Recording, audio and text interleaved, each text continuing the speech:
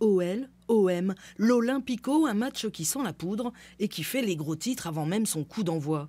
Il faut dire que la rivalité entre les deux clubs n'est pas que sportive. Elle transpire à travers la personnalité des présidents Aulas et Labrune et elle a sans nul doute atteint son paroxysme le 20 septembre dernier. Le match aller fut un choc, mais dans le mauvais sens du terme, la rencontre est émaillée d'incidents interrompus à 2 reprises à cause de jets de projectiles. Et puis, il y a surtout cette image, celle de cette marionnette à l'effigie de Valbuena, pendue dans les tribunes du Vélodrome. OL-OM, les retrouvailles sont prévues dans moins de 2 heures et l'ambiance, nous dit-on, se serait apaisée. Jean-Michel Aulas, qui traitait il n'y a pas si longtemps son homologue marseillais de Guignol, a depuis lâché que Labrune était en fait un bon mec.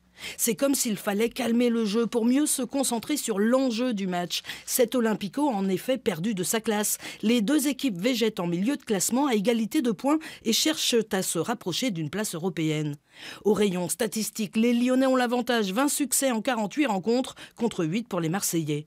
Au rayon forme du moment, Marseille se plaît particulièrement à jouer à l'extérieur, mais va fouler pour la première fois cette pelouse du parc olympique lyonnais. OL-OM, c'est la première grande affiche du championnat pour le grand stade et le match se jouera à guichet fermé. Olympico Classico, quel que soit le nom qu'on peut lui donner, cela devrait être un match spectacle, du beau spectacle, c'est ce qu'il faut espérer, mais ce n'est pas gagné.